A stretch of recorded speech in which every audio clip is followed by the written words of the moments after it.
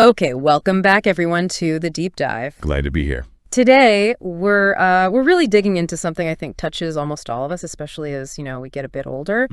It's that quiet fear, maybe sometimes not so quiet, of losing our physical independence. Yeah, that creeping worry. Exactly. You know the feeling, don't you?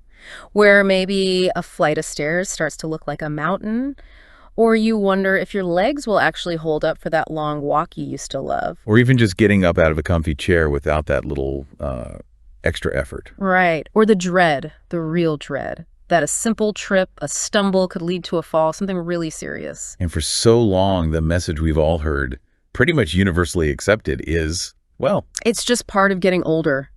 Muscle weakness, frailty. Inevitable. Yeah, like it's written in stone. A chapter you just have to accept. But what if, and this is what we're exploring today, what if that whole narrative, that conventional wisdom, is missing something absolutely crucial, something potentially life-changing? That's the core question, isn't it? It really is, because today we're challenging that very idea head on. We've got this incredible real-life story. Eleanor, 74 years old. Her legs had gotten so weak, so unreliable, that her doctor actually told her, start thinking about a walker, maybe changing things around the house to make it safer. Which is just heartbreaking news. So many people hear that. Billions. But here's the twist, and honestly, it's extraordinary. Eleanor didn't just accept that. She didn't just defy the prognosis. She completely turned it around. To get her strength back. Got her strength back, her balance. She went back to doing things she loved, like dancing. It's a story that really makes you stop and think, doesn't it? Yeah. It forces us to look past those common assumptions about aging and what our bodies are capable of. Exactly. So our mission with this deep dive is to explore this compelling idea that maybe for millions of people, that leg weakness isn't just inevitable aging. Right. Our research suggests it could often be something else entirely. Yeah. Like a desperate cry from the body for specific nutrients. A cry for help, basically. In a way, yes. We're going to focus on 6 specific vitamins, often overlooked, maybe even dismissed. Vitamins that could be the key, the absolute key to keeping that strength, that power, that endurance in your legs, not just for a little while longer, but potentially for decades. It could fundamentally change how you experience aging. We're talking about real science here, documented evidence. And practical steps, things you, listening right now, could potentially explore. It's a path to, well, maybe renewed independence that too many people just don't know exists. It's about challenging those deeply held assumptions. Absolutely. So get ready to maybe rethink some things about aging, about your body. This is going to be, well, quite the deep dive. Let's get into it. Let's do it. Okay, so let's start properly with Eleanor's story, because I think her experience before things went downhill is really relatable. The sources paint a lovely picture, actually. Yeah, her and her husband, Frank, they loved dancing. Yeah. Friday nights at the community center. Waltzes, swing dancing. Yeah. She described feeling young and alive out there.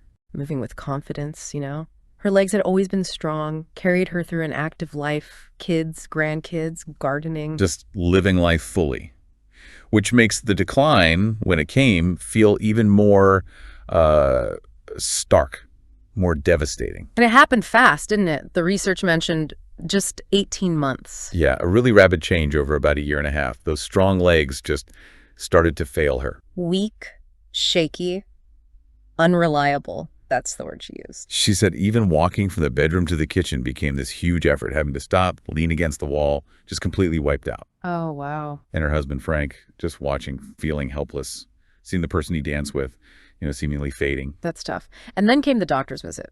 The diagnosis that, well, so many seniors here. Right. The well-meaning doctor working within the standard framework. Comes out with that line, Eleanor, muscle weakness is just part of getting older. Time to think about a walker? Maybe grab bars in the bathroom? Practical advice, maybe, but the impact, it just crushes hope, doesn't it? It makes you feel like, okay, this is it. The decline is here, and I just have to accept it. Exactly. It fosters this sense of resignation, of dread, like your world is inevitably shrinking. And the emotional side of that, it's huge. It's not just, oh, I can't walk as far. It's losing that self-reliance, that joy in simple things. Absolutely. And then came that really frightening incident. The sources described it vividly. The mailbox walk. Yeah, just walking out to get the mail, something she'd done thousands of times, and her legs just gave out completely. Oh my goodness, she fell. She fell, tumbled right there, Bruised her body, sure, but the real damage Your confidence. shattered it. The shock, the embarrassment maybe, feeling neighbors might have seen, but mostly that feeling of betrayal by her own body. That loss of trust in yourself, that must be terrifying. It leads to fear, maybe staying home more. Precisely, a cycle of inactivity and further decline. But this fall, it also spurred her daughter into action, right, Maria? Yes, Maria, a registered nurse. Yeah. And she just refused to accept that prognosis for her mom. She'd seen it before, maybe in her work, patients just giving up. Exactly. She wasn't willing to let her mom just accept frailty. So she started her own deep dive. Looking into alternative approaches initially. Yeah, physical therapy options, other standard medical stuff first. But then she pivoted towards nutritional research. And that's when she found something. Well, the materials call it shocking. Shocking. What was it? She uncovered this connection, this direct link between specific vitamin deficiencies and the exact symptoms her mother and so many seniors were experiencing. The weakness, the fatigue, the instability. It wasn't just random aging, it was deficiencies. According to her research, yes, study after study pointed to it. The very vitamins needed for strong muscles were the ones seniors were most often lacking. Wow, like a perfect storm. A perfect storm, exactly. Preventable, maybe even reversible muscle deterioration happening because of these missing nutrients. And Maria felt this information was kind of buried. That was her strong feeling, yeah. That this devastating truth, as she saw it, about these essential vitamins was maybe lost or obscured, perhaps by the focus on pharmaceuticals or just gaps in standard medical training. Which leads to this next point, which, yeah, the sources said made Maria's blood boil. The whole idea of normal vitamin levels. Yes, this is absolutely critical. She found that the normal ranges on standard lab tests, they're not set for optimal function. What are they set for then? Primarily, they're set to flag obvious acute deficiency diseases. Think scurvy from lack of vitamin C or rickets from lack of vitamin D. Really severe stuff. Okay, so they're not looking for the level you need to feel strong and energetic. Exactly. They're not designed to identify the level needed for peak muscle function, for strength, for resilience, especially as you age. So the implication there is huge. Millions of people could have acceptable vitamin levels according to their doctor. Passing the test, so to speak. While their muscles are actually, what was the phrase? Literally wasting away from nutritional starvation. That's the phrase used, yes. A silent epidemic of suboptimal nutrition directly hitting their mobility, their independence. Because muscle isn't static, right? It's always breaking down and rebuilding. Constantly. It's a dynamic process. Think of it like a construction site. Constant demolition and rebuilding happening simultaneously. And that rebuilding requires specific materials, the nutrients. And if the materials aren't there, even if the levels are just borderline. The balance tips. Breakdown starts to win out over rebuilding. And you get that accelerated muscle loss, sarcopenia. It's not about avoiding scurvy. It's about fueling the construction crew properly. Okay, that makes so much sense. It's a shift from just avoiding disaster to actually building and maintaining strength. Precisely. Optimal function, not just absence of disease. Which perfectly sets up where we're going next. These 6 specific nutrients. The life-changing nutrients that Maria uncovered for Eleanor. Nutrients that, as the research suggests, many doctors just aren't routinely checking for in the context of muscle weakness because of that outdated focus on those deficiency disease levels. All right, let's unpack these 6 pillars. This is the core of it. Where do we start? Let's start with perhaps the most well-known yet paradoxically overlooked in this context, vitamin D. Vitamin D. Okay, I associate that with sunshine and bones. Most people do, but its role in muscle health is profound. And here's a staggering statistic from our sources. Potentially up to 90% of seniors might be deficient. 90%. That's incredible. It is, and yet it's often not tested unless you specifically ask your doctor for it. It's a huge oversight. Why is it so important for muscles then, beyond the bones? Well, first, it's technically a prohormone, and there are vitamin D receptors on muscle cells themselves. It's directly involved. Ah, okay. And we're not talking about the tiny amounts in a basic multivitamin. Achieving therapeutic levels of vitamin D3, that's the key form, is what makes the difference. And what does that therapeutic level do for the muscles? Several critical things. According to the research, it supports muscle protein synthesis. That's the actual building and repair process. Right, the construction crew again. Exactly. It also enhances muscle fiber recruitment. Think of it like turning on more lights in a room. Your brain can activate more muscle fiber simultaneously, giving you more power. More power. And, crucially, it improves the communication between your nerves and muscles, like ensuring the phone line is clear so the signals get through properly for coordinated movement. So it's not just about having muscle, it's about making the muscle you have work better, smarter. Precisely. Optimizing the quality and responsiveness. It helps make every contraction more efficient, every movement smoother. For an older body, that's absolutely vital. And you mentioned inflammation earlier. Yes, vitamin D helps modulate inflammation. Chronic low-grade inflammation is like rust on machinery. It accelerates muscle breakdown and hinders repair. So D helps protect the muscle you have. And it helps with those fast twitch fibers, the ones for balance. Research suggests it influences those too, yes. Those fibers are critical for quick reactions, like catching yourself before you fall. Exactly what Eleanor was struggling with. Which brings us back to her specific case. Her level was really low. Shockingly low. When Maria finally got her tested, it was 12 ngml. 12. What's considered optimal? Well, optimal levels for muscle health are often cited as being considerably higher, maybe 50 ngml or even more, though you absolutely need guidance on this. But 12, that's not just deficient. The sources call it dangerously inadequate. And suddenly, her symptoms made sense. Completely. The weakness, the balance issues, the crushing fatigue, the falls, it all pointed back to this severe long-term vitamin D deficiency just silently wrecking her strength. Wow. Okay, that's vitamin D, pillar number 1. What's the second one? Number 2 is magnesium. This one might be less known for muscle strength, but it's absolutely fundamental. Magnesium, I think I've heard of it for cramps. It's involved in that, yes, but Yeah. its role is much, much bigger. The research states it's involved in over 300 enzyme reactions in the body. 300. Over 300, including basically every single process involved in building, maintaining, and powering up your muscle tissue. It's not a minor player. It's a cornerstone. The deficiency is common here too, like D. Very common. Some studies suggest up to 80% of seniors might be deficient. And it's not just diet. Where else causes it? Aging itself reduces absorption. Many common medications deplete it, things like acid reflux meds, diuretics. Oh, wow. Things lots of people take. Exactly. And chronic stress also burns through magnesium reserves. So you can be losing it faster than you can possibly replace it, even with a decent diet. Another perfect storm situation. It really is. And think about what magnesium does for muscles. It's essential for the actual contraction and, just as importantly, the relaxation phase. So without enough, muscles can't work properly. They can't contract with full force. They can't relax completely, leading to weakness, tension, spasms, cramps. It's like that faulty spark plug analogy. The muscle engine just can't fire correctly. And energy production. Crucial. Magnesium is vital for making ATP, the body's energy currency.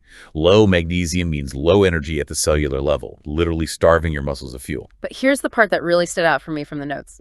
It prevents your muscles from using protein. Yes, this is a huge point. The sources emphasize that magnesium deficiency literally prevents your muscles from utilizing the protein you eat to build and repair muscle tissue. So you could be eating chicken, fish, protein shakes, thinking you're doing the right thing. But if your magnesium is too low, your body can't efficiently use that protein to maintain or build muscle. It's a critical bottleneck. That explains so much potential frustration for people trying to stay strong. Absolutely. And Eleanor's levels, they were also very low, explaining a lot of her weakness and inability to recover. Okay, vitamin D, magnesium. Number 3. Vitamin B12. Many people link this one to energy. Yeah, B12 shots for energy, right? Exactly, and for good reason. Our leg muscles are incredibly energy-hungry tissues. They need a constant, efficient fuel supply, just for walking, standing, climbing stairs. And deficiency is common here, too. Yes, especially in seniors. Up to 40%, the research suggests. And often it's not because they aren't eating B12-rich foods. What's the issue then? It's absorption again. As we age, our digestive system often produces less stomach acid and less of something called intrinsic factor. Intrinsic factor. It's a protein made in the stomach that's absolutely essential to grab onto B12 from your food and allow it to be absorbed into your bloodstream. Less acid, less intrinsic factor. Less of B12 gets in, even if you eat plenty of meat, fish, or eggs. So your body just can't access it properly. Precisely. And the consequences for legs, for muscles? Yeah. Our sources describe it as a devastating domino effect. Okay, break that down. What are the dominoes? First, muscles lose energy efficiency. They get tired easily, that constant fatigue. Domino 1. Second, the body, desperate for energy, can actually start breaking down muscle tissue itself, muscle wasting. Oh, wow. Cannibalizing muscle, domino 2. Third, and this is critical, the nerves that control your leg muscles start to suffer. B12 is vital for nerve health, particularly for the myelin sheath, the insulation around the nerve fibers. Like insulation on an electrical wire. Perfect analogy. If that insulation degrades because of low B12, the signals from your brain to your legs get weak, slow, distorted. Misfires. Which leads to? Weakness, numbness, tingling, and that terrifying loss of coordination, that feeling of not trusting your own feet. The exact things that make falls so likely. Exactly. It creates that dangerous trio. Yeah. Weakness, numbness, poor coordination. And Eleanor's B12? Dangerously low. Yeah. So low, her doctor was genuinely concerned about permanent nerve damage. But she recovered. Remarkably well. The sources call it a miracle. Within 8 weeks of getting the right form of B12 methylcobalamin, which is the active form the body can use directly. Not the standard kind in many supplements. Often, no.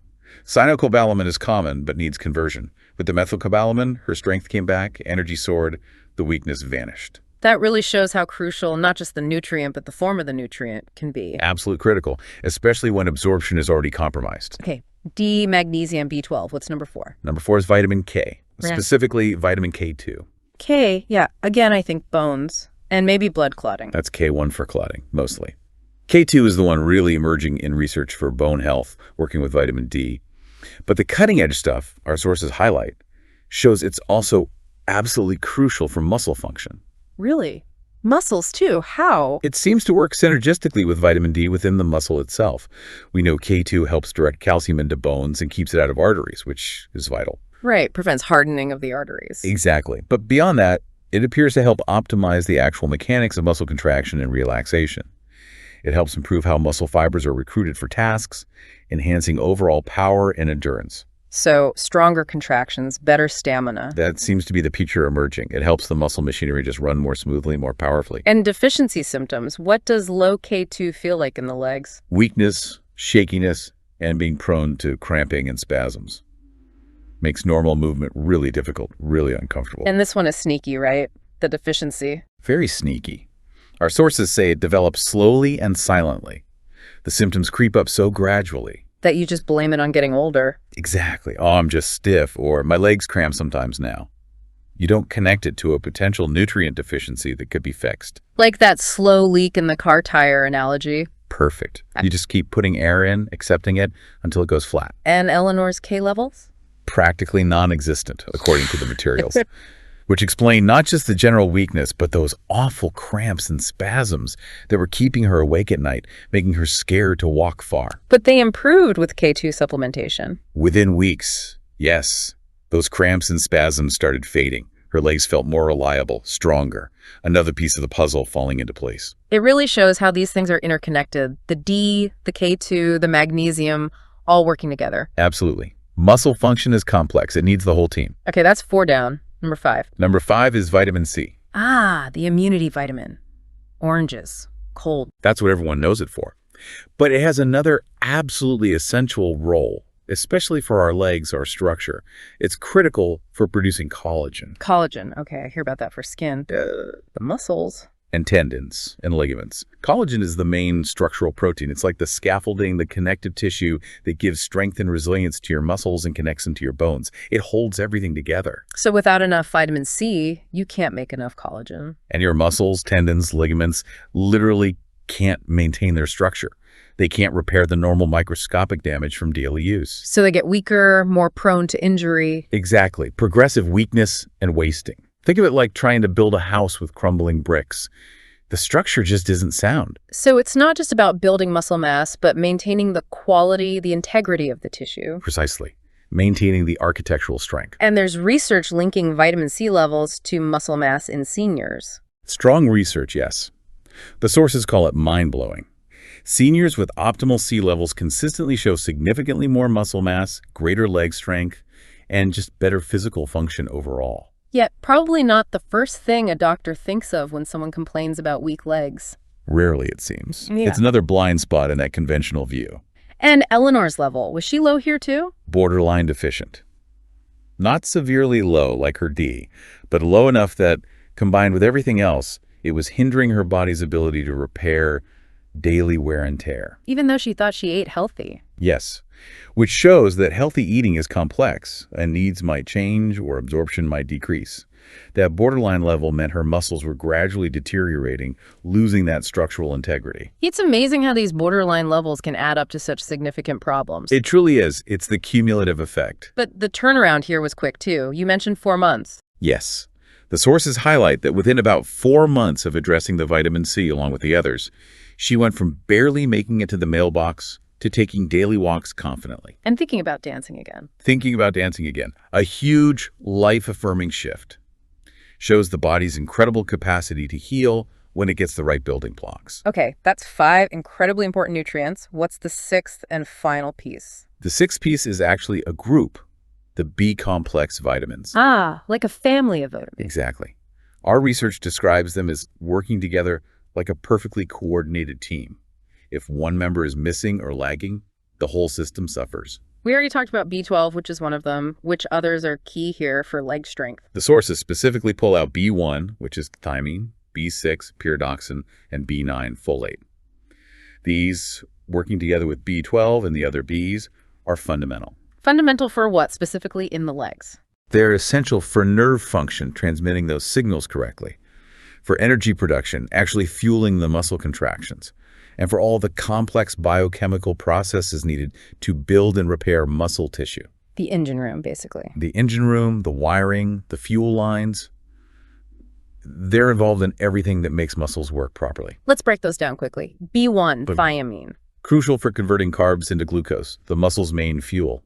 No thiamine, no energy. B6, pyridoxine. Heavily involved in using protein to build and repair muscle. Also key for making neurotransmitters, the chemical messengers for nerve signals. And B9, folate. Vital for cell growth and repair, making new muscle cells, repairing damaged nerve cells. So they really are synergistic. They all have distinct but interconnected jobs. Precisely. You need the whole team functioning well. A deficiency in just one can throw the whole system off balance. Like that analogy from the source, trying to run a complex machine with missing parts. Exactly. It might sputter along for a while, but eventually performance plummets.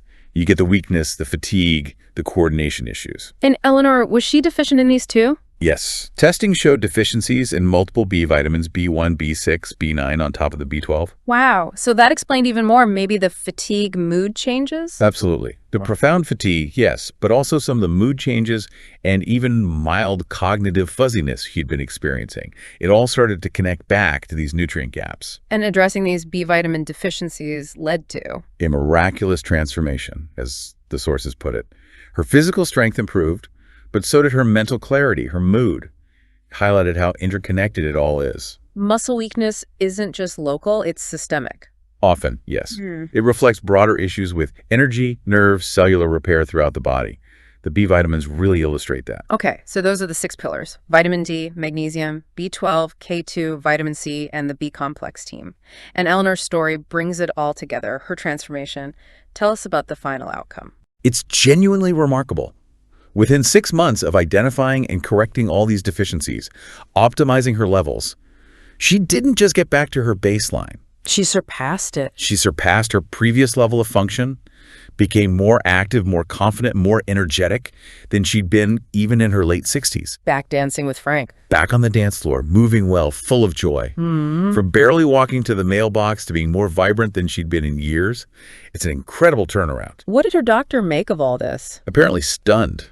Completely stunned by the transformation, but also very candidly admitted that she hadn't learned about these nutritional connections in medical school. Exactly. Admitted she was trained primarily to diagnose and treat diseases after they appear, not necessarily to dig into the underlying nutritional deficiencies that might be causing them or contributing to them. Which highlights that frustration with the system, right? Focus on treatment, not always prevention or root cause correction through nutrition. It's a systemic gap.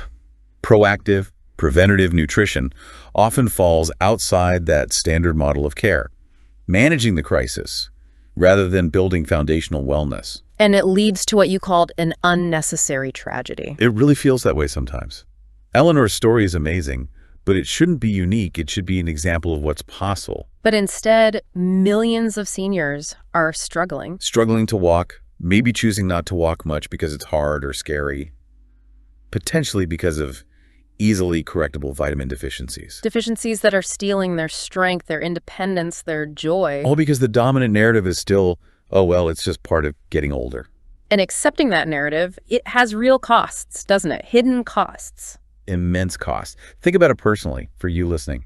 How much might you have spent? On walkers, canes, physical therapy that maybe didn't quite fix the underlying issue, doctor visits. Exactly, the financial cost. But then there's the other cost, maybe even bigger. The missed activities, the social events you skipped, the joy that's been dimmed because you can't rely on your legs. That gradual shrinking of your world, the loss of spontaneity, the loss of confidence, that's a huge price to pay. Now, flip that around. Imagine, what would it feel like to walk confidently again? To tackle stairs without dread? To get up from a chair easily, to go for those long walks, join in activities. These aren't pipe dreams. They aren't pipe dreams. As the research strongly suggests, they are realistic possibilities if these vitamin deficiencies are playing a role in your weakness. As science seems clear, muscles need these specific nutrients. They absolutely do. For structure, for energy, for nerve communication, for repair. When they're missing chronically, weakness isn't surprising. It's almost expected. It's about giving the body the basic tools it needs to function biologically, regardless of chronological age. Exactly. Bridging that gap between how old you are and how well you function. So for someone listening right now thinking, maybe this is me, what is the crucial first step? Get properly tested. That's the clear message from our sources. Comprehensive testing for all 6 of these key vitamins and minerals. And crucially, not just the standard basic panel. Definitely not. You need tests that show your optimal levels for muscle health, not just whether you're above the low threshold for an acute deficiency disease. So repeat that key phrase. Don't accept normal as good enough. Precisely. Because those standard lab normal ranges are often not reflecting what your muscles actually need to thrive. You could be normal, but still starving your muscles. So you need to be proactive here. You need to ask for specific tests. Yes. Be an empowered patient. Go in with the list. Let's run through that list again, maybe with a bit more detail on why certain ones are important. Okay. For vitamin D, you want the 25-hydroxy vitamin D test. That's the standard marker for your D status. Got it. For magnesium. Ask for both serum magnesium and RBC magnesium. Serum only shows what's floating in the blood, which is less than 1% of your total magnesium. So it doesn't show what's inside the cells, where it works? Exactly.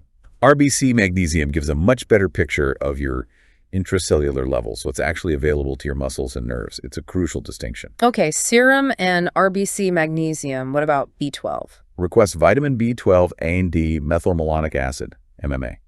MMA is a substance that builds up when your cells aren't getting enough active B12. So even if the B12 blood level looks okay, high MMA means there's a problem at the cellular level. Correct. It's a more sensitive marker for a functional deficiency that could be impacting your nerves and muscles. Very important test. Okay, B12 and MMA, then vitamin K. Ask for vitamin K levels, clarifying you're interested in K2 status if possible, though testing can be tricky and less common. Discuss options with your provider. Vitamin C. Vitamin C levels. Straightforward test, but often overlooked. And the B complex. A comprehensive B complex panel that checks levels of B1, thiamine, B6, pyridoxine, B9, folate, and ideally other key B vitamins too. And finding a provider who gets this is key, right? Someone familiar with functional nutrition. Absolutely essential. Someone who can interpret these results, not just against the lab normals, but in the context of optimal health, muscle function, and your specific needs. That interpretation makes all the difference. Because with that detailed information, you can actually do something targeted. Exactly. It allows for a targeted supplementation strategy. No more guesswork. You're giving your body precisely what it's missing, what it needs to rebuild and function properly. The science backs this up. The science we reviewed is compelling. Yeah. Give muscles the right nutrients optimally, and the potential for recovery, for maintaining strength, is significant. It challenges that whole inevitable decline narrative. So it really comes down to a choice for the listener. It does. You can continue down the path of accepting muscle weakness as just how it is. And accept the limitations, the shrinking world. Or you can take control. You can investigate. You can get tested. Remember, Eleanor, she was given that bleak Outlook Walker home modifications. But she refused to accept it. Her daughter refused to accept it. They dug deeper. And Eleanor is living proof. Dancing again, more vibrant than before. Proof that the right nutritional approach can genuinely transform leg strength, preserve independence. It really can make a profound difference. So the call to action here is clear. Don't just wonder. Don't let another month or year go by accepting limitations that might, just might, be reversible. Get tested. Find out your specific situation. Identify any deficiencies. Work with someone knowledgeable to optimize those levels. Give yourself the chance, the real chance, to discover what Eleanor found. That the secret to stronger legs, to holding on to your independence and quality of life, might be as fundamental as giving your body the building blocks it's crying out for. The power really is in your hands to explore this. The science offers a compelling alternative path. The time to act, to investigate, is now. Your future self, the one who wants to stay active and engaged, might thank you for the decision you make today. Absolutely. And that leaves us with a final thought to ponder. Considering Eleanor's incredible journey, turning back the clock on what seemed like inevitable decline, it makes you wonder, doesn't it? What else? What other aspects of our health, things we often just sigh and dismiss as just part of aging or unavoidable, might actually be within our control? If we dared to look beyond the standard answers, if we really listen closely to what our bodies might be trying to tell us, perhaps through subtle, easily dismissed symptoms. What other desperate cries for specific